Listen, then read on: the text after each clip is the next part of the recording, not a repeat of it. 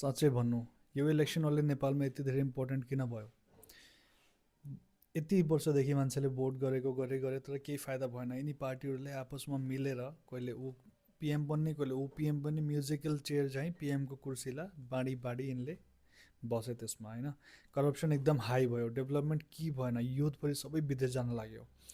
अब Gen Z protest भयो, त्यसमा चेन्ज आयो, अब इलेक्सन भयो फेरि। अब मान्छेले आरएसपीलाई किन चुज गरेका छन् भनेपछि मान्छेलाई एउटा जनतालाई एउटा उम्मिद छ क्या, एउटा होप छ द्याट ओके अरूले केही गरून्, मेबी एकचोटि यिनलाई चान्स दिउँ, यिनले केही गर्छन् कि।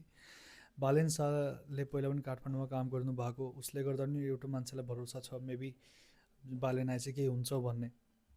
सो मान्छेले यो एउटा जस्ट चेन्जको लागि होइन कि यो देशको लागि हो। यसपालि मान्छेले पार्टी चुज गरेनन्, मान्छेले देशलाई चुज गरे कि। त्यही भएर अहिले आरएसपी जित्छ भन्ने लागेको छ। 100% त 99% चान्स आरएसपी नै जित्छ। सो सबैलाई एउटा उम्मिद छ, हेरौँ यो अब के हुन्छ कसरी हुन्छ, तर उम्मिदमै दुनियाँ कायमै भन्छ नि, त्यस्तै हो क्या।